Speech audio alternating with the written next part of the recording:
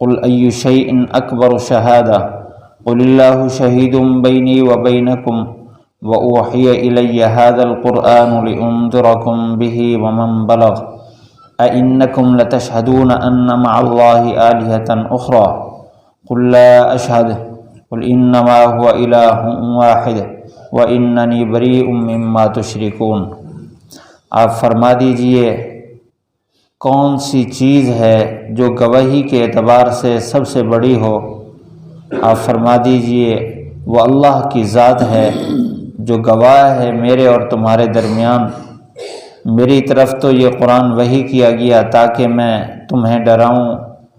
اس کے ذریعے سے اور اس کو بھی جس کو یہ قرآن پہنچے۔ کیا تم گواہی دیتے ہو اللہ کے ساتھ دوسرے الہ کی؟ فرما دیجئے کہ میں اس بات کی گواہی نہیں دیتا۔ فرما دیجئے کہ الہ تو ایک ہی ہے، میں بری ہوں ان سے جن کو تم اللہ کے ساتھ شریک ٹھہراتے ہو۔ اس صورت کے ابتدا میں مشرکین کے اعتراضات کا تذکرہ کیا گیا کہ وہ کہتے تھے اگر آپ اللہ کے نبی ہیں تو پھر آپ پر فرشتے کیوں نہیں اترتے، یا براہ راست ابھی ایک کتاب آسمان سے اترے ہم ہاتھ سے چھوئیں ہمیں پتہ چلے کہ یہ قرآن ہے تب ہم بات مانیں گے، ایسے نہیں مانیں گے۔ اس طرح کے الٹے اعتراضات جو عقل کے بھی خلاف وہ کرتے تھے، اللہ تعالیٰ نے درمیان میں اپنی قدرت کی نشانیاں بیان فرما کر گویا اپنی عظمت کو واضح فرمایا۔ زمین آسمان اسی کے قبضہ میں ہے، قیامت اس کے ہاتھ میں ہے، رات اور دن میں جو چیزیں سکون پکڑتی ہیں وہ سب اللہ کے قبضے میں ہیں۔ زمین و آسمان کو ابتدا ہی سے اس نے پیدا فرمایا۔ ساتھ یہ کہ میں بھی اگر اپنے رب کی نافرمانی کروں تو میں اپنے رب سے اس دن کے عذاب سے ڈرتا ہوں۔ تو یہ سارے دلائل بیان کرنے کے بعد اب ان اعتراضات کا جواب اس آیت میں دیا گیا۔ وہ یہ کہتے تھے نا آپ نعوذ باللہ اللہ کے رسول نہیں ہیں۔ فرمایا ای شین اکبر شہادہ، وہ کہتے تھے نا گواہی لے آؤ، آسمان سے ہمارے سامنے کتاب اترے۔ فرمایا آپ ان سے فرما دیجئے کہ سب سے بڑی گواہی کس چیز کی ہے جس کا تم مطالبہ رکھتے ہو؟ ظاہر بات ہے اس کائنات میں ساری مخلوق ہے، ایک اللہ کی ذات ہے جو سب سے بڑی ذات ہے۔ تو اللہ تعالیٰ نے آگے اسی کا جواب دیا اللہ، آپ ان کو فرما دیجئے کہ وہ اللہ کی ذات ہے جو سب سے بڑی گواہی رکھنے والا ہے،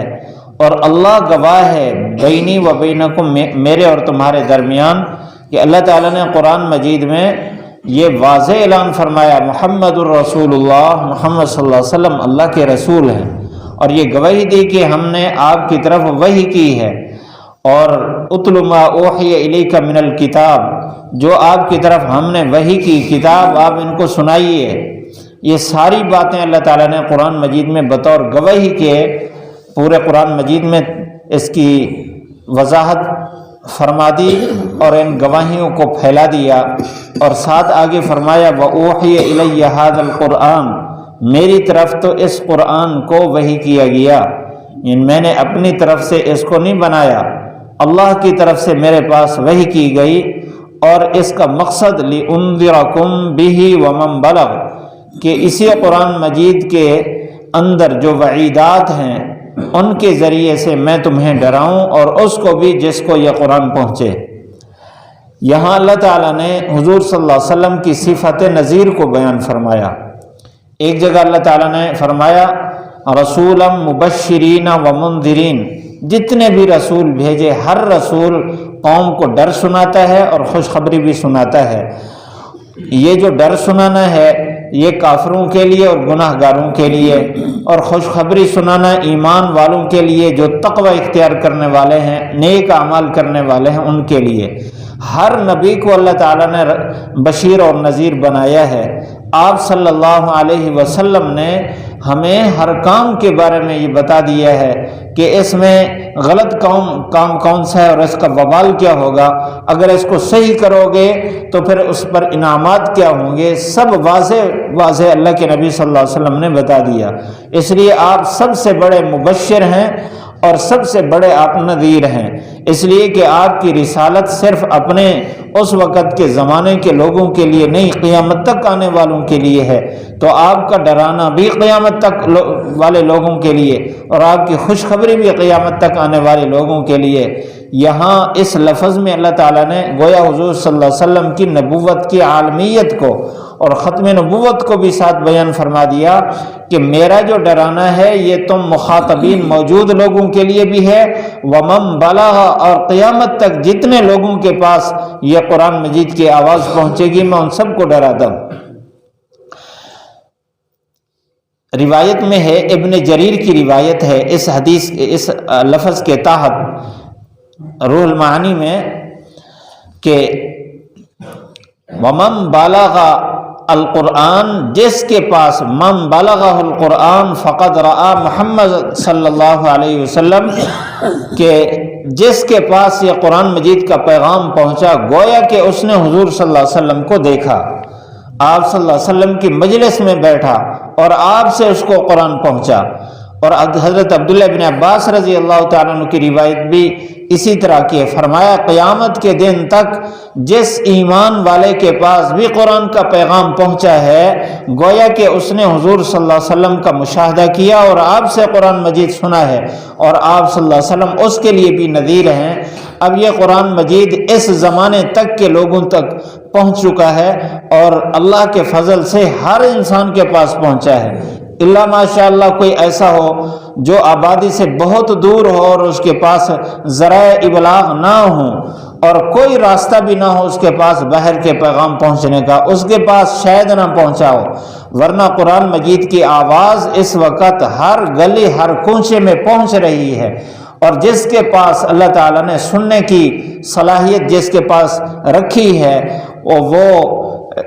ان ابلاغ کے ذرائع کے ذریعے سے قرآن مجید کی تبلیغ سن رہا ہے۔ اس وجہ سے آپ صلی اللہ علیہ وسلم کا پیغام ہر انسان کے پاس پہنچ چکا ہے، اور اللہ تعالیٰ نے حضور صلی اللہ علیہ وسلم کو جب عالمی نبی بنایا ہے تو آپ کی نبوت اس آدمی تک پہنچ چکی ہے جس تک قرآن پہنچا ہے، تو آپ کی نبوت بھی عالمی طور پر گویا کہ پہنچ چکی۔ اور اس لفظ میں ومن بلغ میں خود تبلیغ اور قرآن مجید کی دعوت کی ترغیب بھی موجود ہے کہ جس کے پاس بھی قرآن مجید پہنچا ہے اس کی ذمہ داری ہے کہ وہ آگے پہنچائے، اور حضور صلی اللہ علیہ وسلم نے جو خوشخبریاں دی وہ بھی پہنچائے، اور جو اللہ کے نبی صلی اللہ علیہ وسلم نے گناہ کرنے پر نافرمانیوں پر جو وعیدات سنائی وہ بھی آگے پہنچائے۔ تو جب مجھے اور آپ کو اللہ تعالیٰ نے یہ نعمت دی ہے کہ ہمارے پاس قرآن پہنچا ہے اور ہمیں ہر گناہ کا پتہ ہے اور ہر نیکی کا بھی پتہ ہے، تو ہم میں سے بھی ہر ایک کی ذمہ داری ہے کہ آگے پہنچائے۔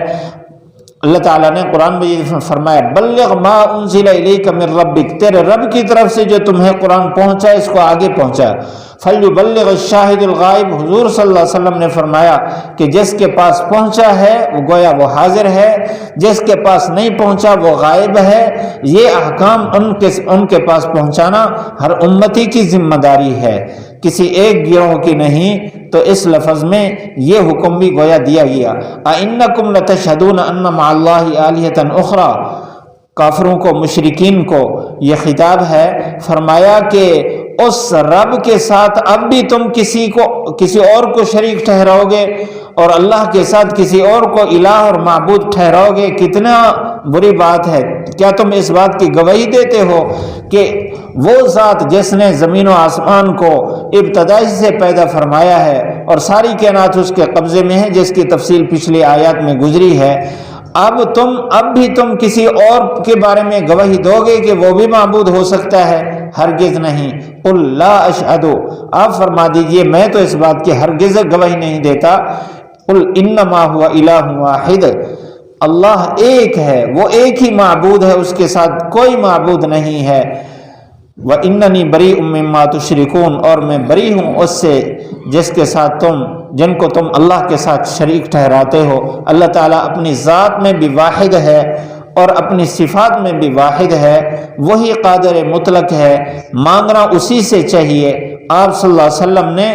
حضرت عبداللہ بن عباس رضی اللہ تعالیٰ عنہ سے فرمائے، جو پچھلے درس میں حدیث عرض کی جا چکی، آپ نے فرمایا اذا سألت فاسأل اللہ واذا استعنت فاستعن باللہ، جب مانگنا ہو تو اللہ ہی سے مانگ، اور جب مدد طلب کرنی ہو تو اللہ ہی سے مدد طلب کر، کیونکہ یہ صفات صرف اللہ ہی میں پائی جاتی ہیں کہ جو ہر بندے کی سن رہا ہے، دیکھ رہا ہے، اور اس کی ضروریات کو پورا کرنے پر پوری طرح قادر ہے۔ اللہ تعالی ہم سب کو عمل کرنے کی توفیق نصیب فرمائے۔ تشرکون، قل فرما دیجئے، ای شیء اکبر، کون سی چیز سب سے بڑی ہے شہادہ گواہی کے اعتبار سے؟ قل فرما دیجئے، اللہ شہید، اللہ گواہ ہے، بینی و بینکم، میرے اور تمہارے درمیان، وأوحی الیہ، میری طرف وحی کیا گیا، ھذا القرآن، یہ قرآن مجید، لانذرکم، تاکہ میں تمہیں ڈر سناؤں، بہ، اس قرآن کے ذریعے سے، ومن بلغ، اور اس کو بھی جس کو یہ قرآن پہنچے، اِنکم، کیا تم، لتشہدون، گواہی دیتے ہو، ان مع اللہ، کہ بے شک اللہ کے ساتھ بھی، الہ اخری، کوئی دوسرا الہ ہے؟ قل فرما دیجئے، لا اشہد، میں تو اس بات کی گواہی نہیں دیتا۔ قل فرما دیجئے، انما ہوا، صرف وہی، الہ واحد، الہ ہے اکیلا، وَإِنَّنِي، بے شک میں، بری ہوں، مما، ان سے، تشرکون، جن کو تم اللہ کے ساتھ شریک ٹھہراتے ہو۔